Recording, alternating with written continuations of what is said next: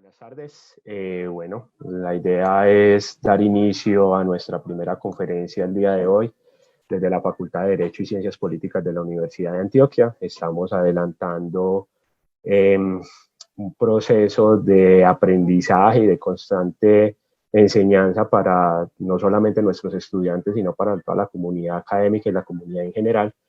Y pues a partir de este momento empezaremos con una serie de discusiones, con una serie de conferencias sobre temas de impacto y sobre todo de mucha novedad, como es el tema que nos aboca el día de hoy, que tiene que ver con las medidas tributarias de lo que se está tomando con el tema del coronavirus hoy en día aquí en Colombia. Entonces voy a compartir la pantalla para mostrarles una presentación y que a partir de allí podamos plantear una serie de discusiones respecto a este tema, pues que es de gran importancia.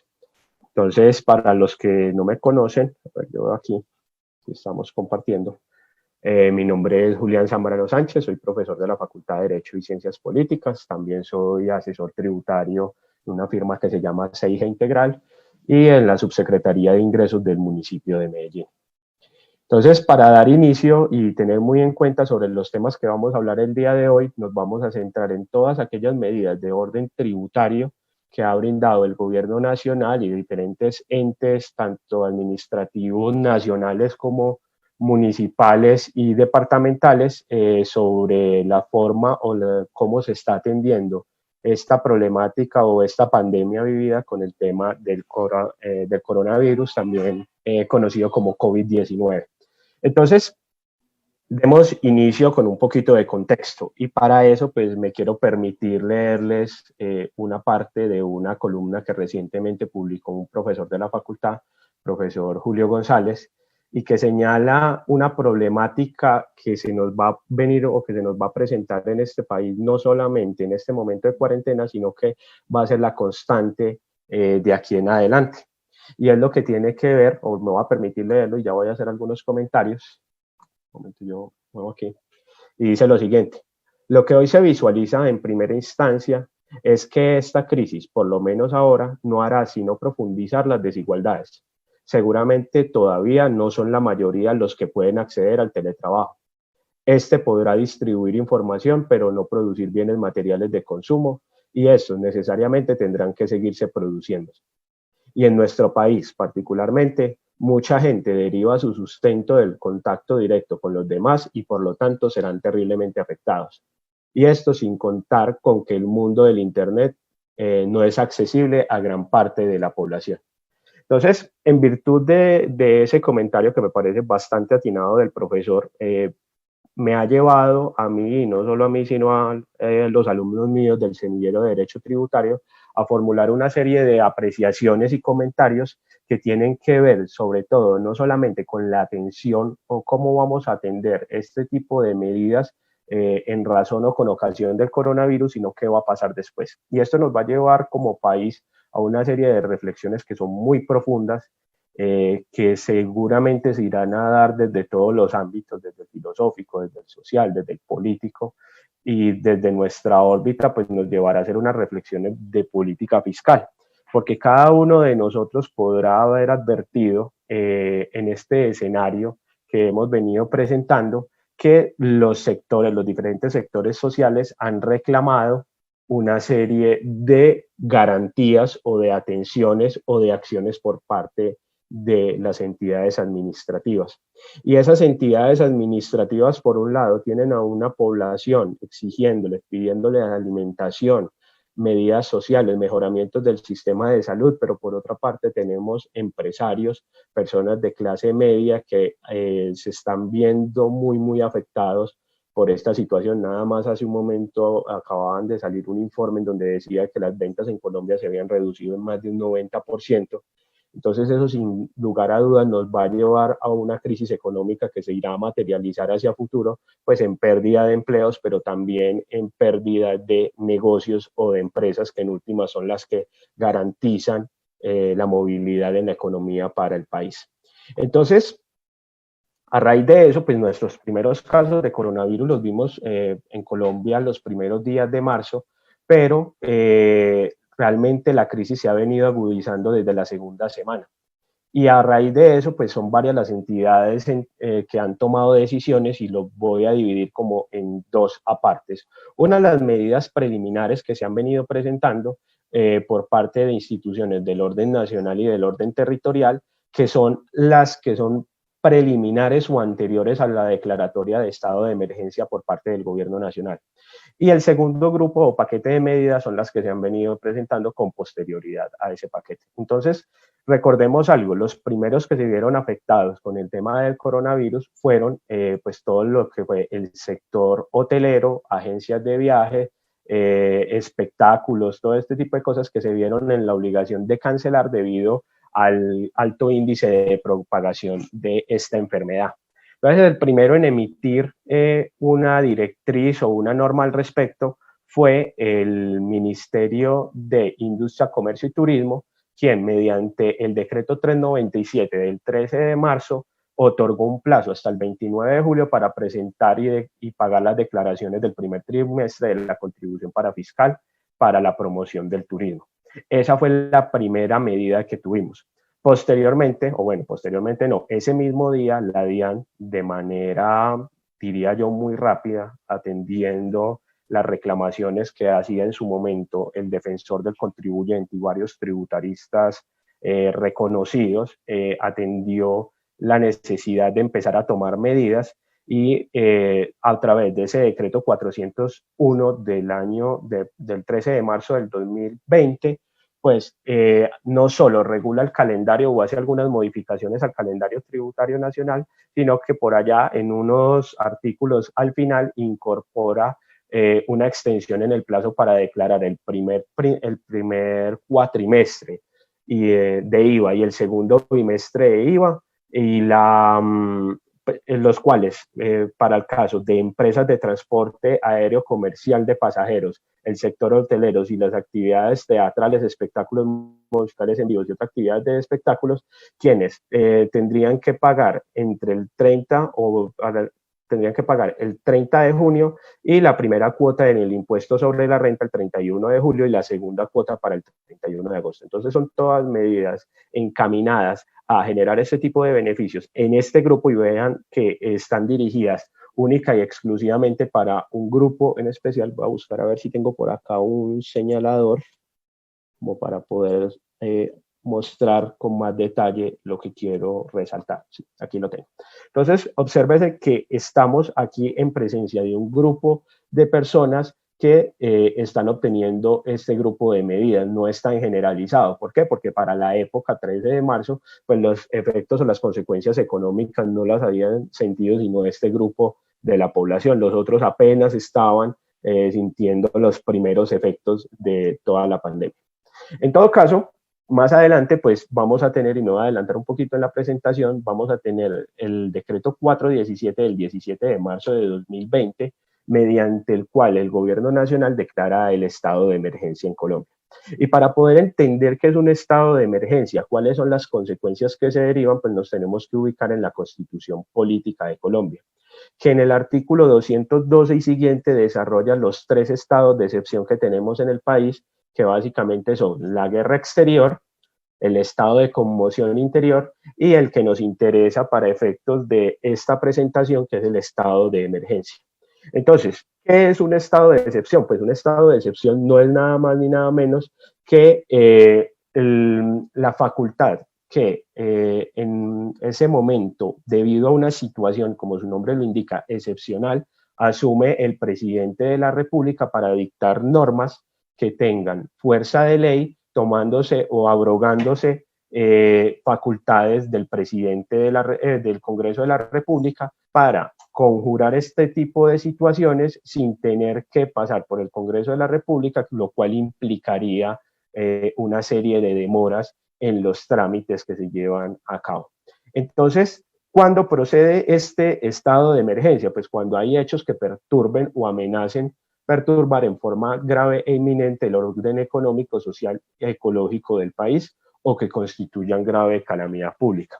Y esto es muy importante porque aquí en Colombia y bueno, en el resto del mundo hemos tenido expansión del coronavirus nos ha llevado a dos tipos de situaciones en específico. La primera situación tiene que ver con un asunto de salud. Estamos viendo ahorita las noticias que nos llegan desde España y desde Italia que nos reportan 1.000 muertos en un día, 800, 700 muertos en un solo día. La decisión de los médicos de salvar a una persona o a otra, teniendo en cuenta la falta de recursos con que atenderlos, la falta de camas en las unidades de cuidados intensivos. Pero por otro lado, pues las medidas de aislamiento han llevado también para que la economía se afecte y se afecte en gran forma. Hoy en día todos nuestros comercios están cerrados, la mayoría de los servicios, salvo los domiciliarios y los de abastecimiento de comida, pues están muy restringidos y pues todo esto ha causado que la economía del país se paralice, generando unas graves consecuencias para todas las personas. Entonces, sin lugar a dudas, y esto pues pasará por la Corte Constitucional, pero a mí no me cabe la menor duda de que la Corte Constitucional le dará su aval, porque efectivamente las consecuencias o las nociones derivadas de esta situación pues son evidentes. Entonces, ¿qué requisitos tiene el presidente para declarar el estado de emergencia? Pues no solo verificar la existencia de estas situaciones que acabo de señalar, sino que adicionalmente debe emitir un decreto que tiene que estar fundamentado, que tiene que explicar las razones por las cuales se toma esa decisión y que tiene que estar firmado por todos los ministros. Y en todo caso, esas medidas que toma el presidente o ese estado de excepción tiene un término que son 30 días, que si bien la norma no habla expresamente de que sean prorrogables, sino que en todo caso puede tomar la decisión de decretar nuevamente un estado de excepción, pero que en todo caso en la suma de esos estados de excepción no pueden sumar más de 90 días.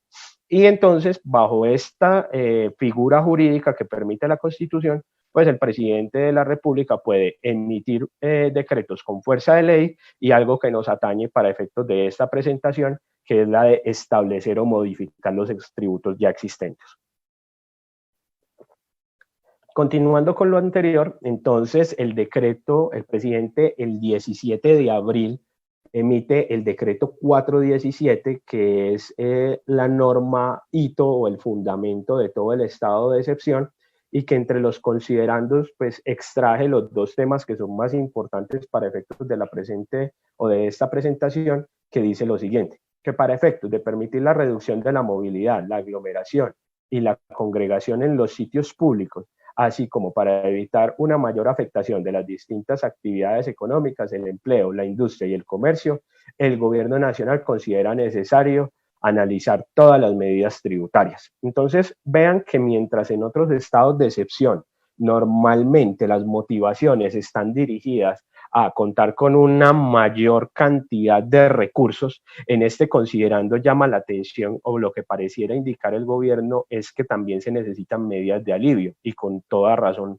se tiene este tipo de consideración, porque como efectivamente tenemos una serie de empresarios que no han podido continuar con el desarrollo de sus actividades económicas y que tienen que resolver obligaciones sustanciales como el pago de diferentes tributos dentro del corto tiempo, pero que también tienen que cumplir con obligaciones formales, pues esto hace que sea bastante complejo por las circunstancias que estamos pasando.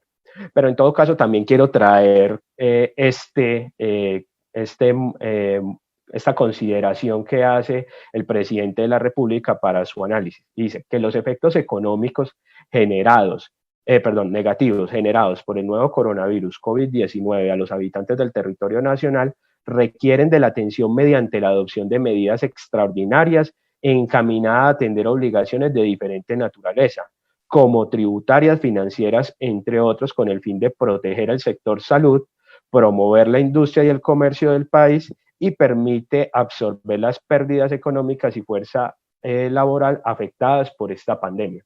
Entonces, hacia allá es el otro punto que tenemos que tener muy, muy en cuenta, y es que de todas formas, a pesar que es evidente que los empresarios están disminuyendo sus recursos, por ende su capacidad contributiva, lo cual genera su imposibilidad de contribuir, por otro lado vamos a tener unas instituciones, unas entidades públicas encargadas de atender toda esta contingencia, no solo del sector salud, sino buscando cómo, por ejemplo, va a brindar alimentación a las clases menos favorecidas y que necesitan contar con unos recursos que obviamente en su gran mayoría provienen de los tributos. Entonces hay que saber cómo equiparar este tipo de situaciones para poder tomar esta decisión, o cómo tomar esa decisión. Qué pena, un momentico.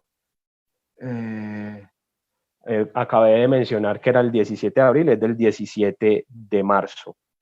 Me disculpan pues porque las preguntas me las están haciendo aquí por WhatsApp, a través me las están canalizando desde la facultad, entonces voy a ir revisando.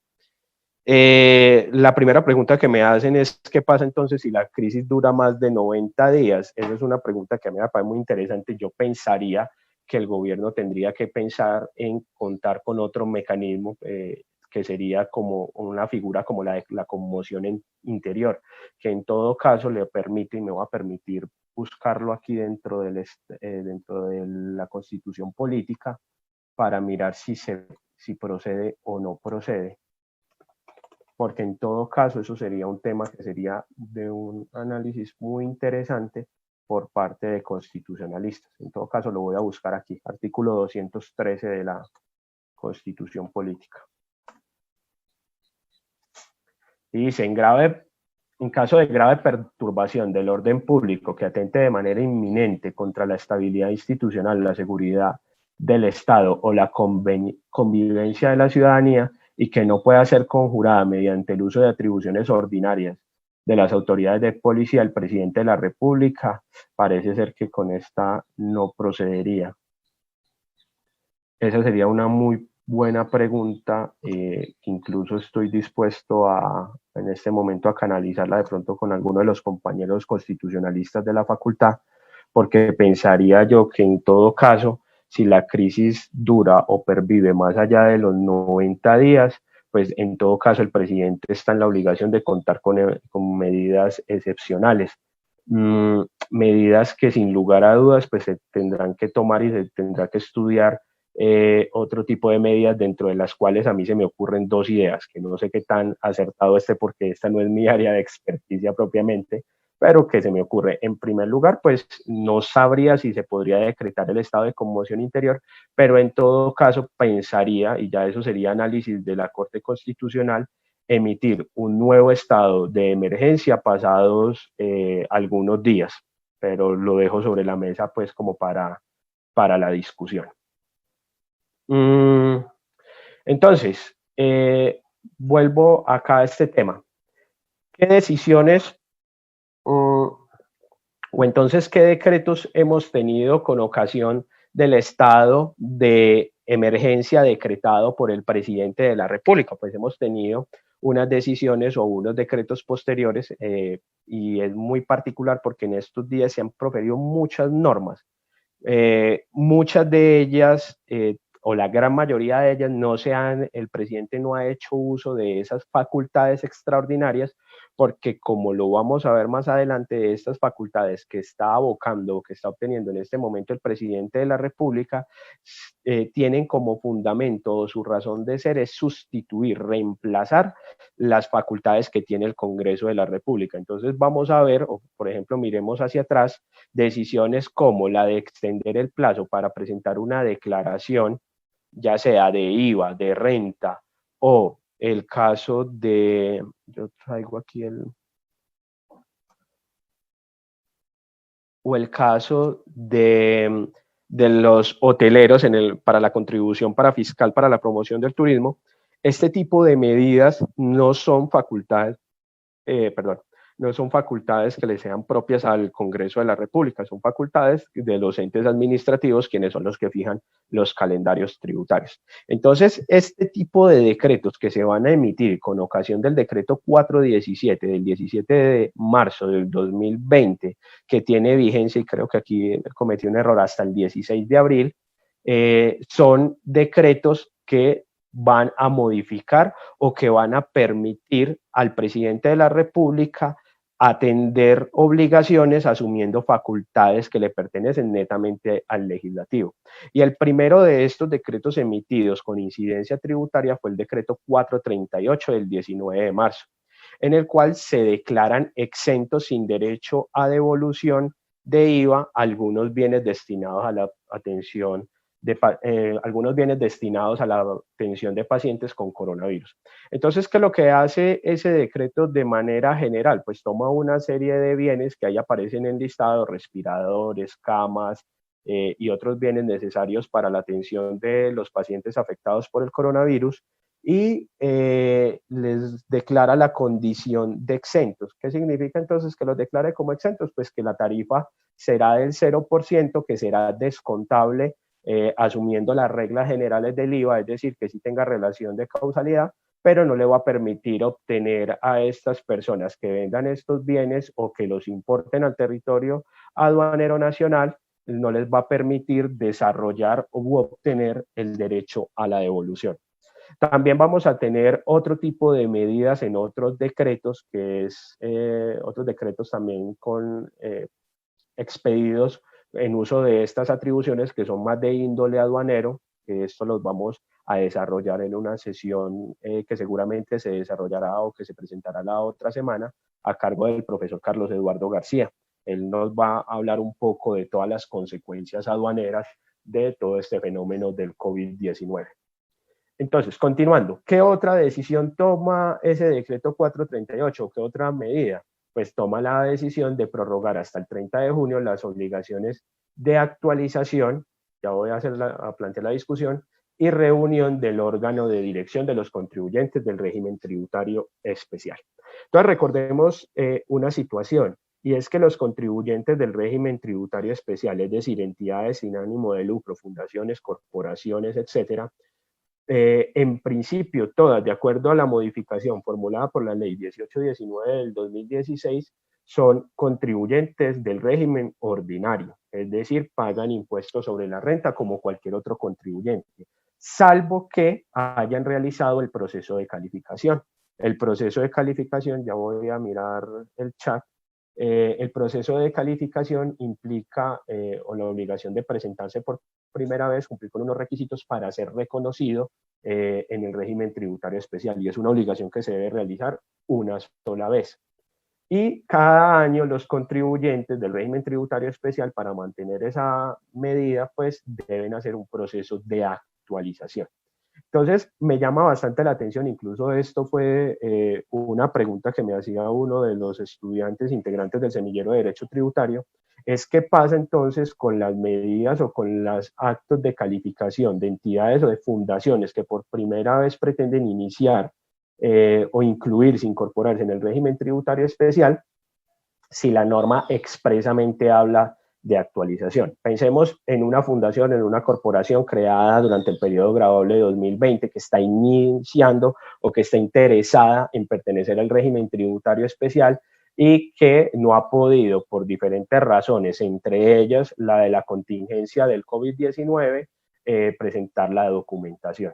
Entonces, ¿qué es lo que pasa? La norma en este momento, y yo no sé si la Diana se habrá quedado corta al respecto, habla netamente de actualización, y es la actualización la que se puede hacer hasta el 30 de junio, y además de la dirección de la reunión del órgano de dirección para aprobar los estados financieros de las entidades sin ánimo de lucro.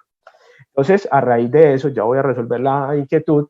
Me encontré por ahí buscando el tema, este comunicado de prensa de la DIAN, que si ustedes observan la fecha, pues no tiene nada que ver con esto, y es del 26 de abril del año 2018.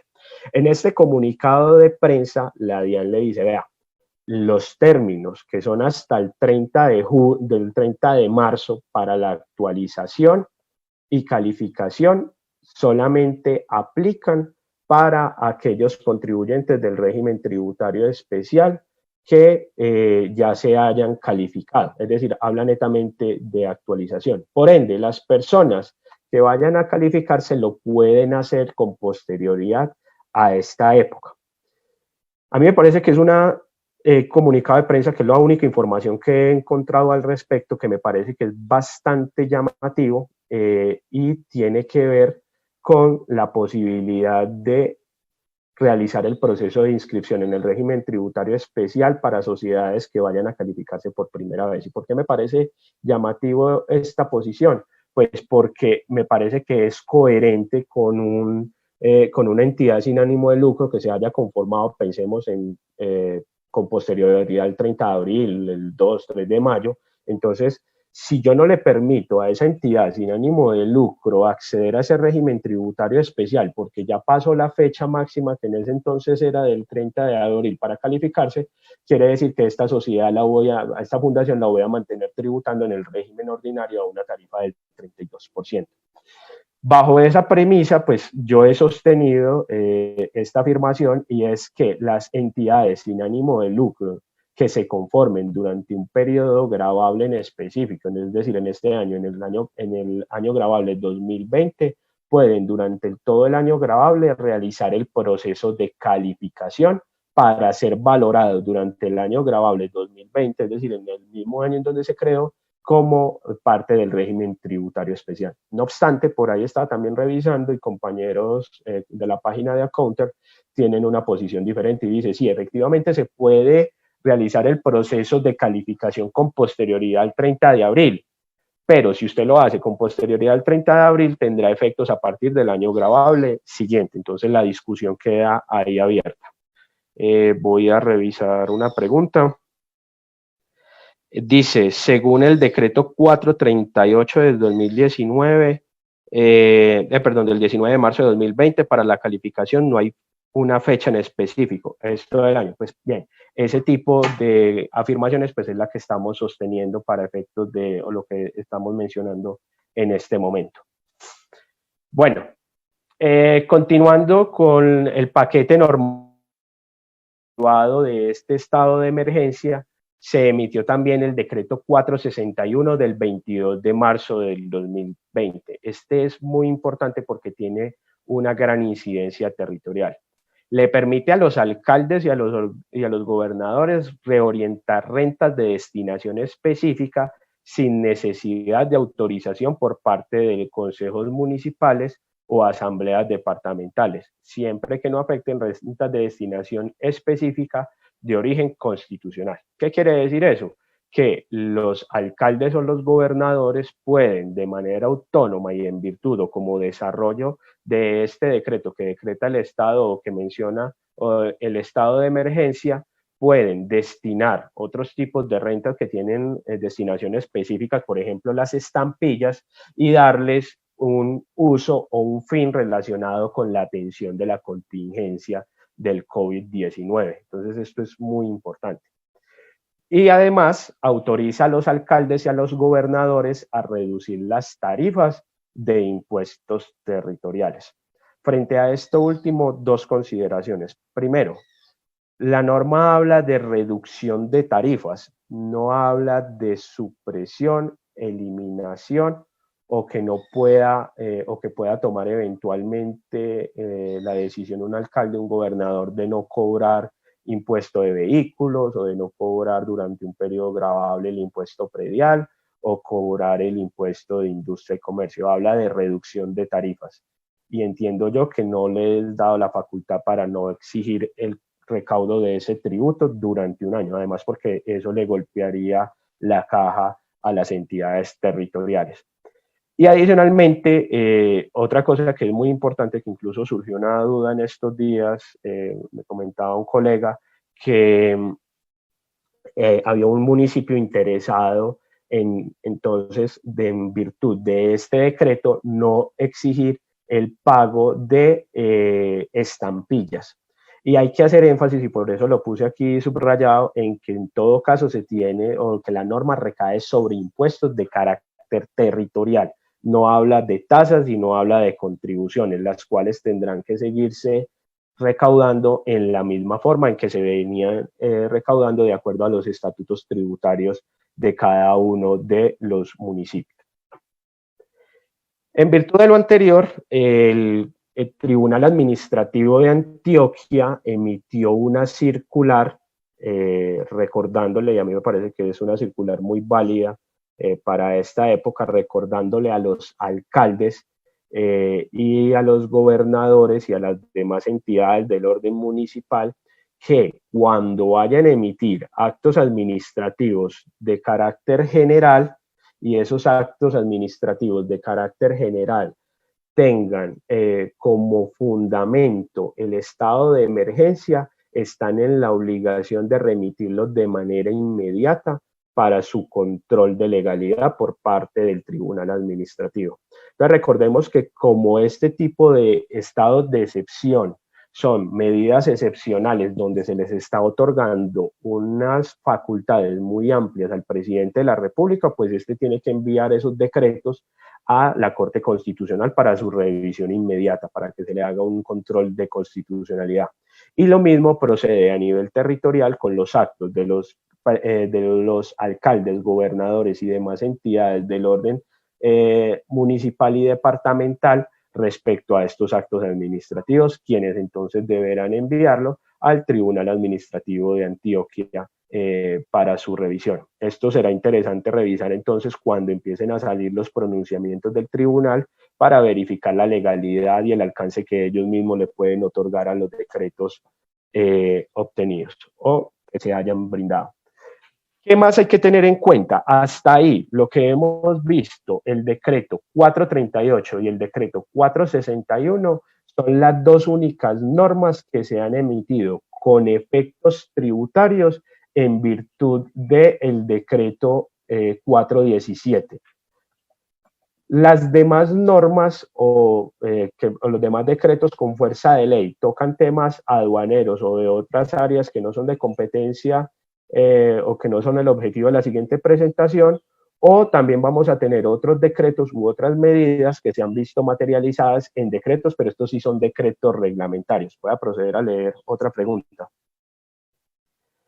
Dice, ¿se puede reducir porcentualmente por estrato social? Me imagino que la pregunta hace referencia al impuesto predial. Yo creería que no, porque el impuesto predial hace referencia, o bueno, tal vez sí, tendríamos que mirar el estatuto tributario, no lo tengo aquí a la mano, tendríamos que mirarlo, pero en principio el estatuto tributario territorial lo que hace es determinarnos las bases gravables de acuerdo a el avalúo catastral. Pero las tarifas sí tengo entendido que hay unas que ahorita voy a buscar el estatuto tributario territorial, que está allí, establece las tarifas del impuesto predial de acuerdo a unos ítems donde eventualmente el estrato socioeconómico puede influir. De todas formas, si es efectivamente como creo en este momento que es, sí se podría dar algún tratamiento especial para los contribuyentes. En todo caso, ya voy a verificar. No hay más preguntas por ahora. Bueno, entonces, mientras tengo aquí acceso al estatuto tributario municipal, lo voy a ir buscando acá. Qué pena. Voy a buscarlo, un momentico.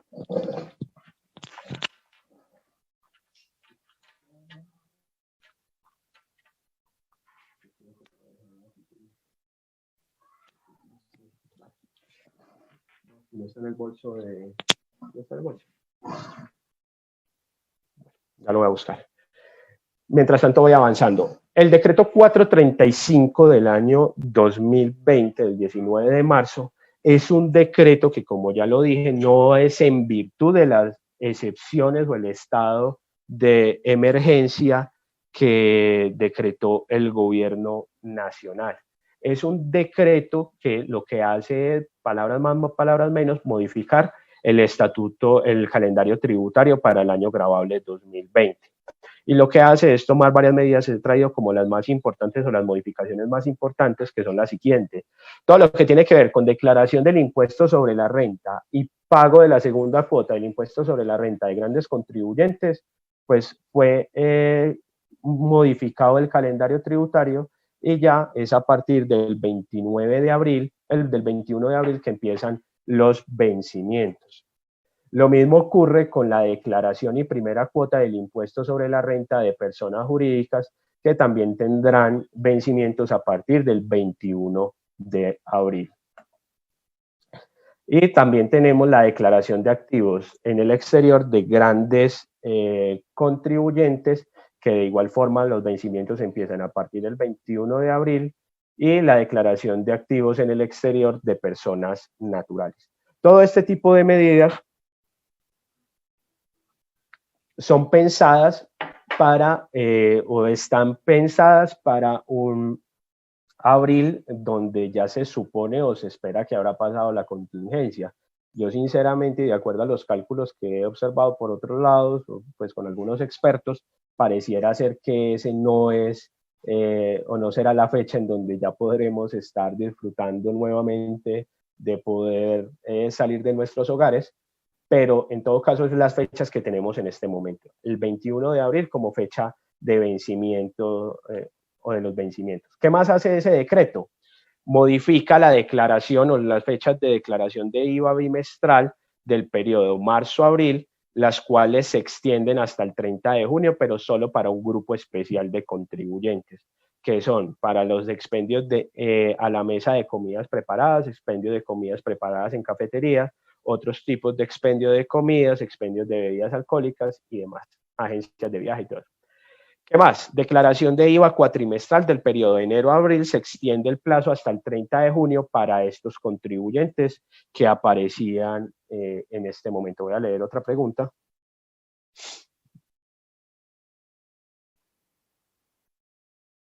Dice profesor Zambrano, se modifican las fechas para declarar la renta 2019 y merma el valor para los profesores universitarios. Por ahora, en este momento, el gobierno nacional, en virtud de ese decreto de emergencia, no ha tocado hasta ahora ningún impuesto en cuanto a base gravable y tarifa, salvo lo que ya vimos con el tema de IVA, ¿sí? Lo que se ha hecho sobre todo es, uno, modificar calendario tributario, 2, declarar exentos ciertos bienes de IVA, 3, modificar o permitirle a los municipios las modificaciones de las tarifas. Por ende, en este momento, respecto a declaraciones de renta de personas naturales, seguimos con las mismas fechas de vencimiento entre agosto y octubre y no tenemos ningún tipo de beneficio ni para profesores universitarios ni para nadie en este momento, de acuerdo a las normas de carácter nacional. Ya vamos a ver que en materia territorial sí se han tomado una serie de decisiones particulares. ¿Qué más tenemos? Declaración bimestral del Impuesto Nacional al Consumo de los periodos marzo y abril. Se extiende el plazo hasta el 30 de junio. Entonces, ahí tenemos pues, los contribuyentes que se ven beneficiados por este tipo de medidas. ¿Qué más hemos tenido? También hemos tenido una serie, ya no de decretos, sino de medidas por otro tipo de entidades, en este caso de la DIAN, que nuevamente han modificado plazos, calendario tributario, o como es el caso de la resolución 22 del 18 de marzo, que lo que se ha logrado, lo que ha establecido la DIAN, es la suspensión de términos, que se realiza entre el 19 de marzo y el 3 de abril para los siguientes términos. Uno, en procesos y actuaciones administrativas que sean de facultad o de competencia de la DIAN. Es decir, durante este periodo de tiempo en específico, los términos en todos los tipos de procesos y actuaciones con estas entidades que tengan que ver en temas cambiarios, tributarios y aduaneros quedan suspendidos. Entonces, los términos para contestar emplazamiento, por ejemplo, para declarar, emplazamiento para corregir, para presentar un recurso de reconsideración, para que la administración notifique de igual forma esos actos administrativos, una liquidación oficial, un requerimiento especial, un emplazamiento, todos esos actos administrativos o todos esos términos que regulan ese tipo de actuaciones están en este momento suspendidas. ¿Hasta cuándo? Hasta el 3 de abril. Esa ha sido la decisión que ha tomado la DIAN. ¿Qué otras decisiones o qué otros términos suspende? Todo lo que tiene que ver con gestión interna de solicitudes y denuncias por el sistema de PQRs, solicitudes especiales del RUT, peticiones en general y adicionalmente suspende atención a público. ¿Todo esto qué significa? Que en este momento todas las actuaciones, trámites que se están surtiendo en la Administración Tributaria Nacional, en la DIAN, están suspendidos los términos, no están corriendo.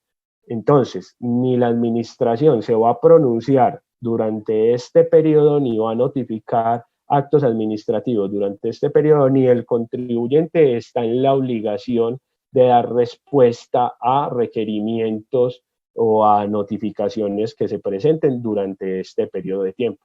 Por ende, una vez levantada la contingencia, es decir, a partir del 4 de abril, ya tendrán los contribuyentes y la administración que contar nuevamente esos términos y hacer de cuenta que ese periodo de tiempo no existió y contar nuevamente sus términos para efectos de determinar cuándo se da el vencimiento de sus obligaciones en el marco de estos procedimientos administrativos y actuaciones administrativas.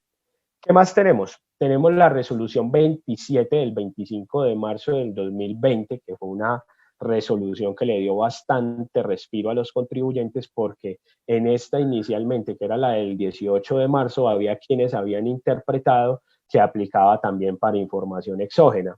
Otros pensábamos que efectivamente este tema no había quedado expreso y que era necesaria una regulación adicional.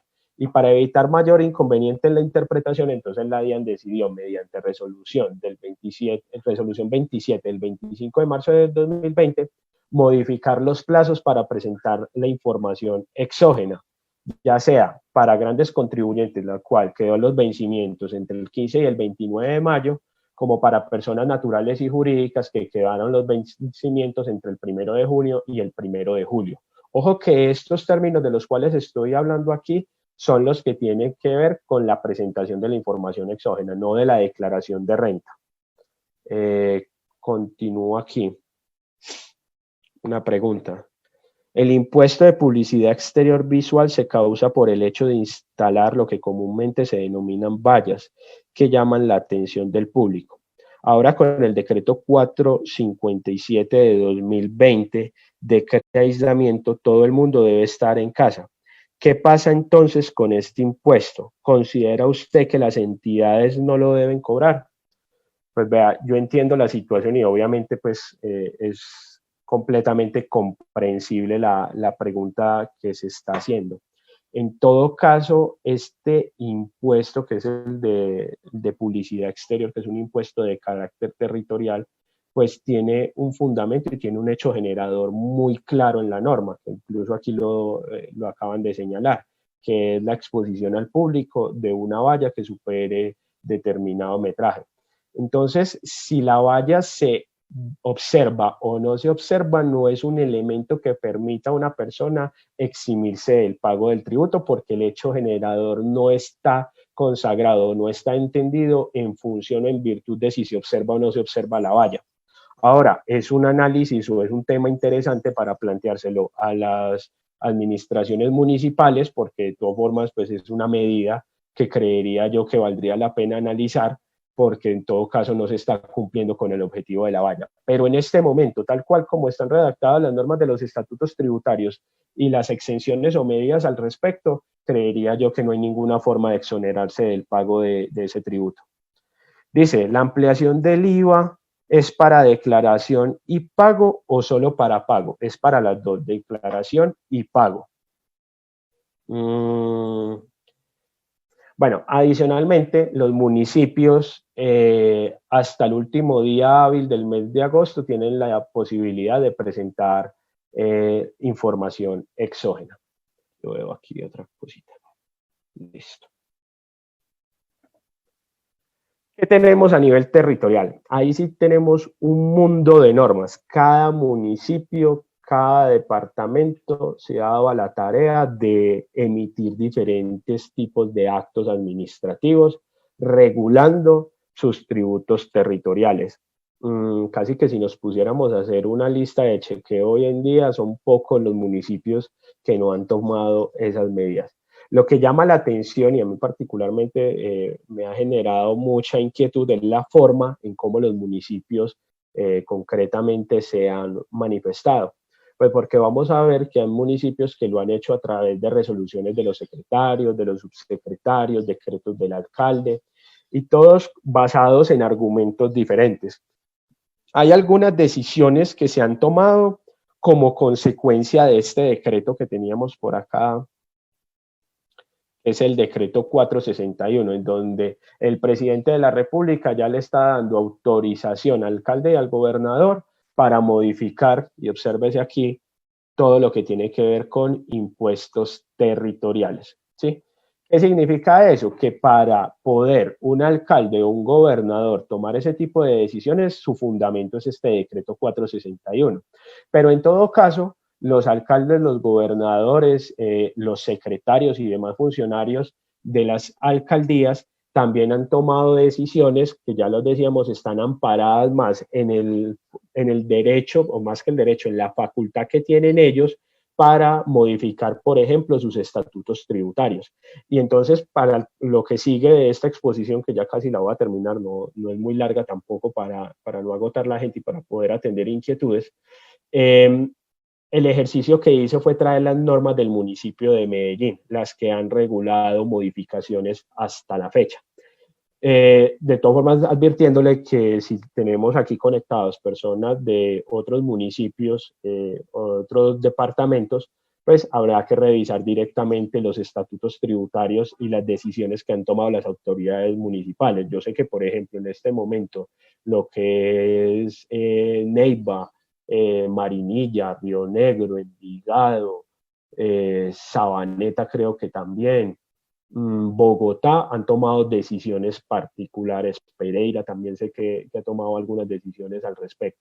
Entonces la idea en este momento es como analizar un poquito qué ha dicho Medellín al respecto.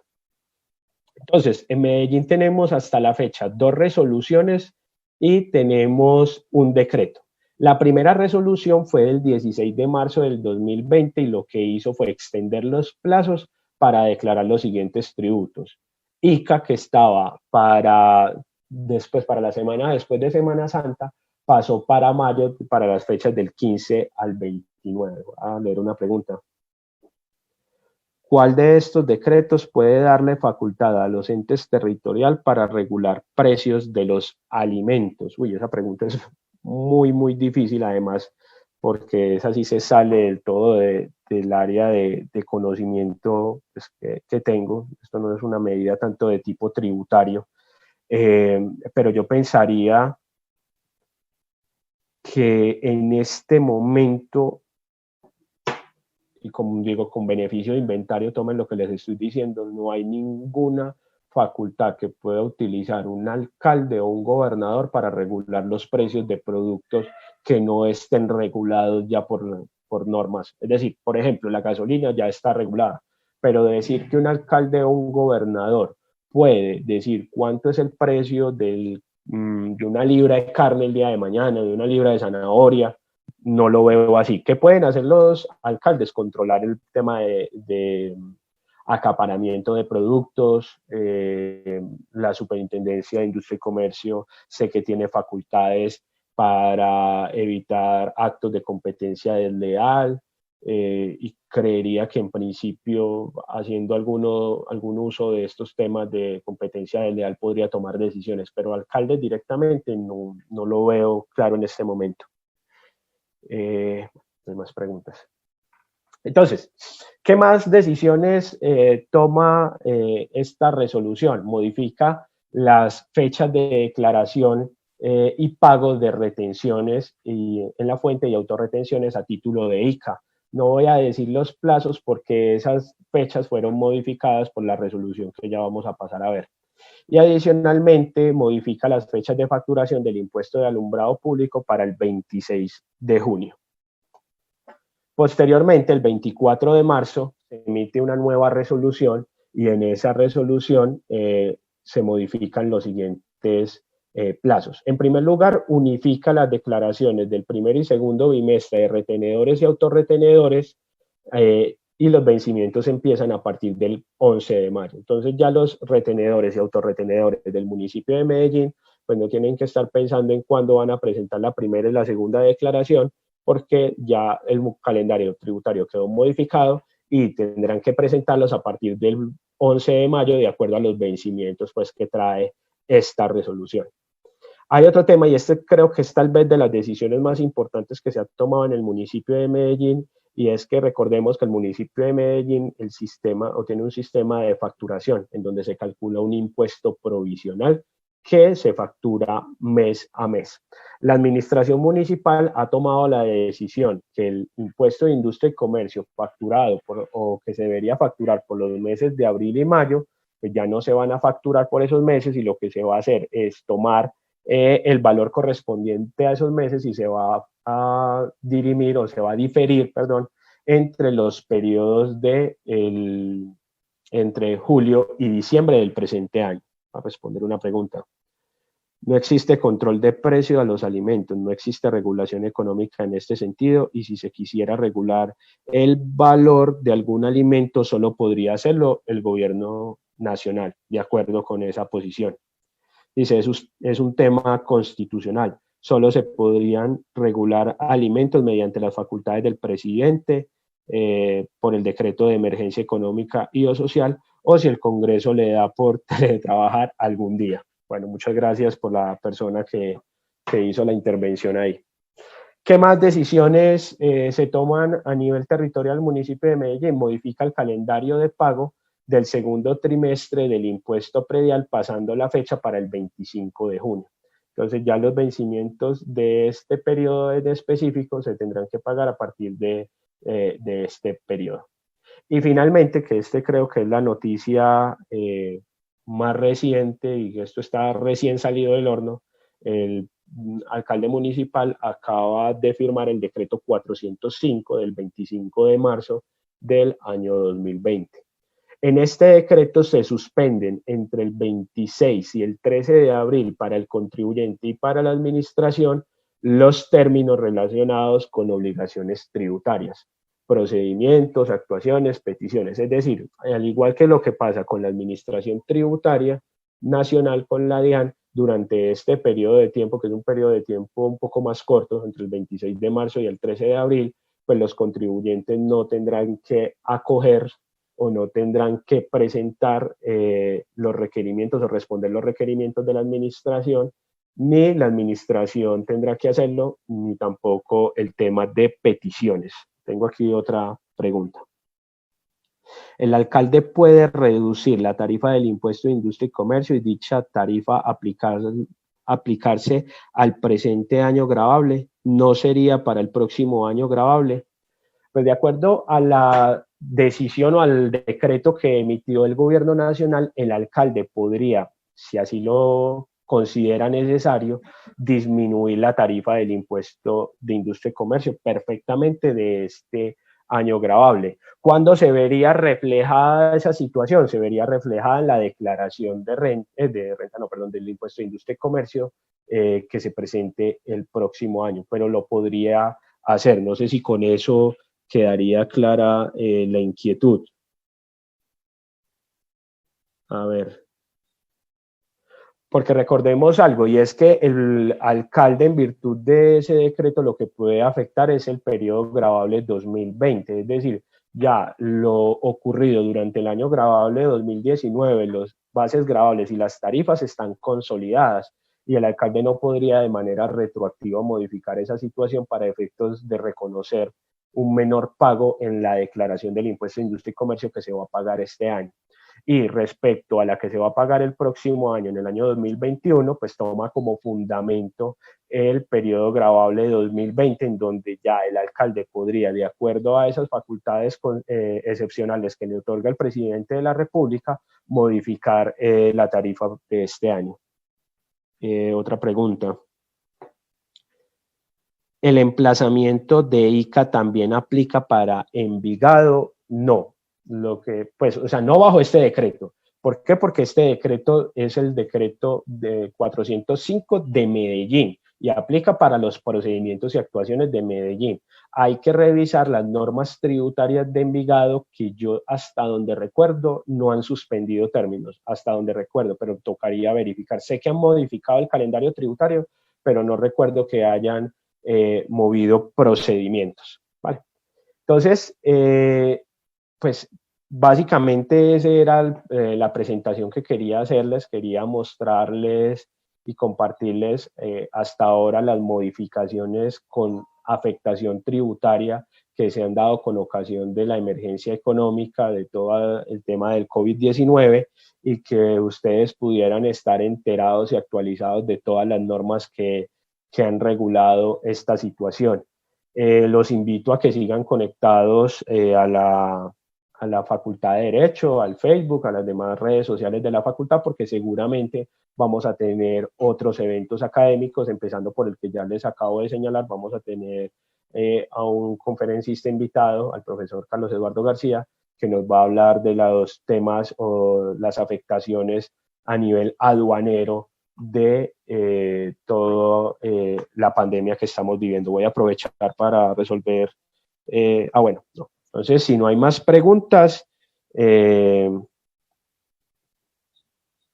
ver, un momento que hay otra pregunta al parecer.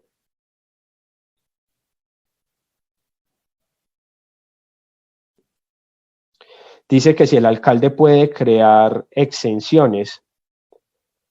De acuerdo, ahí hay una discusión que es bastante particular. De acuerdo al decreto como tal que emitió el presidente de la República declarando la emergencia económica, yo considero que no puede decretar exenciones. ¿Por qué? Porque el decreto es muy particular en decirle al alcalde que solamente puede reducir tarifas de tributos, y como la exención no me afecta directamente la tarifa, pues no podría el alcalde, en virtud de esa atribución, extenderla. Además, porque recordemos algo, y es que en Colombia aplica el principio de reserva de ley, y ese principio de reserva de ley es muy restrictivo para los demás funcionarios. Entonces, solamente podrá el Congreso de la República modificar los tributos. A nivel territorial, ¿quién puede acceder o quién puede establecer esas exenciones? El Consejo Municipal.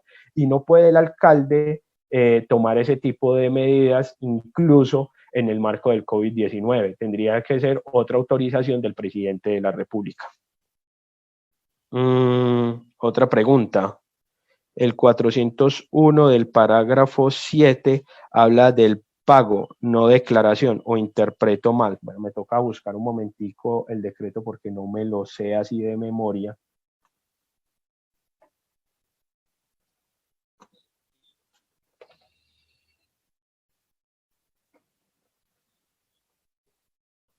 Me esperan un momento. 401.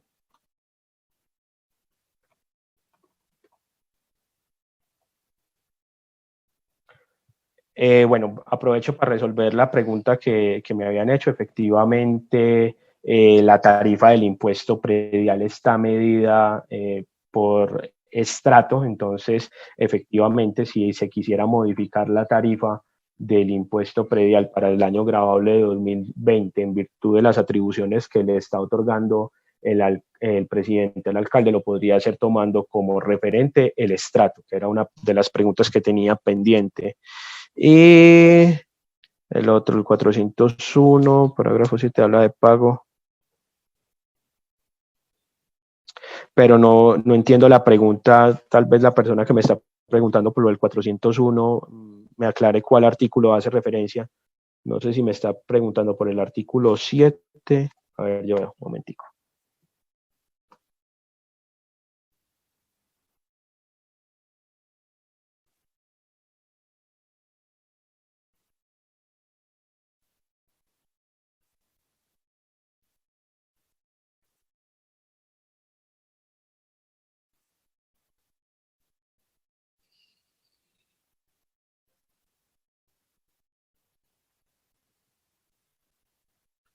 No sé a qué norma en específico hace referencia esa persona que me preguntó por el decreto 401, a cuál de todos los artículos en específico.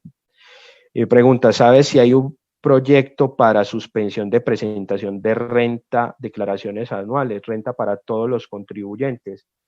En este momento, como ya lo señalé ahorita en la exposición, tenemos ya una modificación al calendario tributario en el impuesto sobre la renta de personas jurídicas, ¿sí? Y ya, incluso lo tengo por acá. Este es para grandes contribuyentes, este es el calendario tributario, este es para personas jurídicas. Para personas naturales en este momento no ha salido nada y todavía creo pertinente que no es necesario que el presidente lo haga, porque en todo caso recordemos que los vencimientos para personas naturales se presentarán entre agosto y en octubre, y bueno, creo que todos esperamos que para esta época por lo menos la contingencia o la cuarentena ya haya terminado. El problema va a ser son las consecuencias económicas, pero esas sí las tendrá que valorar el presidente en su momento. Y además hay que recordar que es que el presidente, en virtud de, bueno, no sería el presidente, tendría que ser la DIAN quien haga esa consideración y si lo cree conveniente extender los plazos, pero creería yo que no podrían decir un decreto que no se va a pagar el impuesto sobre la renta este año respecto al año grabable 2019. Eso habrá que hacerlo. Lo que habría que preguntarse es si habrá alguna, si el gobierno propone alguna forma de diferir el pago para de pronto las personas que no cuenten con los recursos para realizar los aportes al impuesto sobre la renta. El 400, a ver, creo, usted que está, exenciones, a ver, ¿cree usted que estas exenciones tributarias, en el caso de las personas jurídicas, tienen un efecto positivo en el flujo de renta? ¿Cómo garantizar que estas exenciones sean beneficios que activen la economía local? Ah, ahí uno tiene que tener en cuenta algo, y es que a mí me ha llamado mucho la atención en estos días cómo en redes sociales se ha juzgado algunas empresas que han decidido tomar decisiones como cerrar sus locales, incluso una que es más complicada, que es la de suspender contratos, y por otro lado, cómo se ha exaltado la labor de empresas que han decidido mantener a toda costa el pago de los salarios de los empleados y mantenerse funcionales. Obviamente yo estoy de acuerdo con esas apreciaciones. No hay nada más grato que ver empresas, qué pena tener que hacer publicidad aquí, pero empresas como Crepes and Waffles diciendo que le van a seguir pagando a sus empleados a pesar de la contingencia. Pero por otro lado hay que entender que hay empresas que efectivamente tienen una planta de personal muy grande y que no tienen cómo financiar este tipo de situaciones. Además, porque es que efectivamente se van a reducir los ingresos y tal vez esos ingresos se reduzcan no solo durante el periodo que dure de la cuarentena, sino lo que vaya a pasar después. Entonces, cualquier medida en este momento que se tome con el fin de aliviar la carga, no solo de las personas naturales, sino de muchos empresarios, obviamente tienen que ser bien medidas, pues va a garantizar que todos podamos salir a flote, porque es que de nada me sirve decir a mí que le voy a suspender el pago de los servicios públicos a las personas naturales, pero si tengo un empresario que tiene una fábrica cerrada a la cual tiene que seguir pagando unos servicios públicos y que adicionalmente tiene que seguir con unos compromisos de nómina. Entonces yo creo que aquí en este momento la decisión y el apoyo tiene que ser de todos, incluso es un consejo, las personas que puedan seguir pagando sus arriendos, que puedan seguirle pagando a sus empleados, que le puedan seguir pagando las empresas de servicios públicos y que puedan seguir pagando sus impuestos, lo que están haciendo en este momento es ser salvadores de la economía del país, porque con la situación como estamos en este momento, cualquier persona que pueda aportar por poco que sea, seguramente va a garantizar que podamos salir más adelante de toda esta crisis económica. Bueno, tengo por acá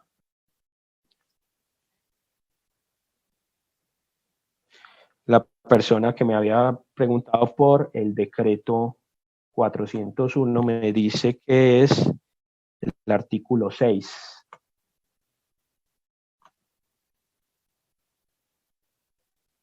Artículo 6. Un momentico, yo me ubico aquí en el decreto 401.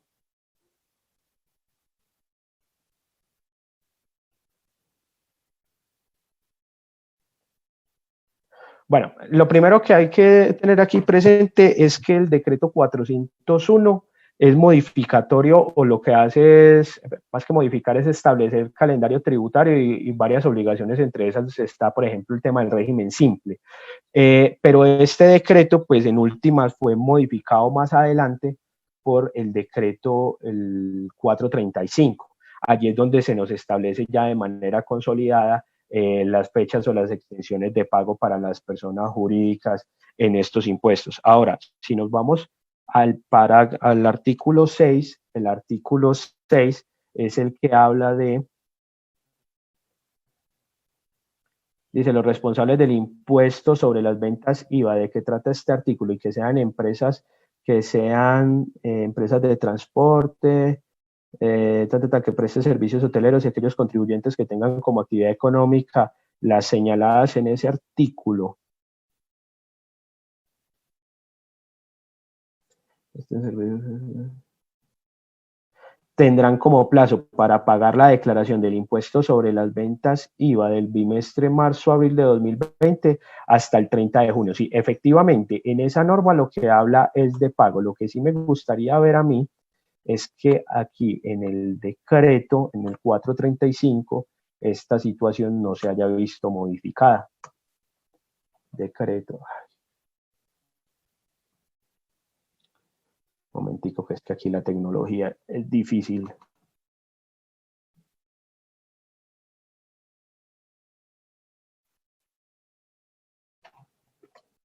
A ver, decreto 435 de 2020.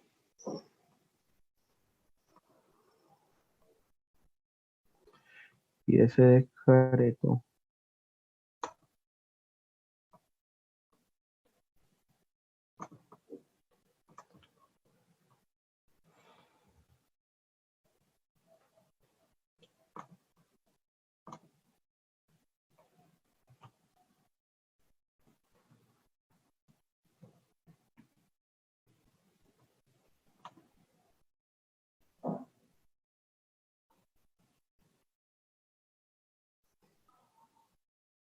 sí, tiene razón, solamente se limita al pago. La declaración tendría que presentarse en igualdad de condiciones para este caso en específico. Bueno, creo que con esto pues no veo que haya más inquietudes. Eh, bueno, me llega una que este sería bueno analizarlo con las personas que son expertas en temas de contratación estatal, que dice que la competencia de suspender contratos de los contratistas municipales es del municipio o de la nación. Pues en principio quien tiene la competencia, y nuevamente eso también tómelo como beneficio de inventario porque tampoco es mi área de experticia, la que debe tomar esa decisión en principio pues debe ser quien contrata, es decir, el municipio. Pero en todo caso hay una directriz por ahí del Ministerio del Trabajo y, si no estoy mal, del presidente de la República, donde yo no diría que le prohíben, pero sí exhortan a los alcaldes y pues a los entes territoriales a no cancelar los contratos de los municipios. Pero sí me gustaría revisar bien la información porque en este momento no recuerdo mediante qué acto fue que se le dio esa información a los municipios. Pero obviamente quien debe tomar la decisión de si se suspende o no siempre será los municipios. Bueno, ya que no hay más preguntas, entonces nuevamente agradezco. Espero que les haya gustado este ejercicio, que sigan muy pendientes de las redes sociales de la universidad y que puedan seguir participando activamente y que sigamos discutiendo todo este tipo de temas. Muchas gracias.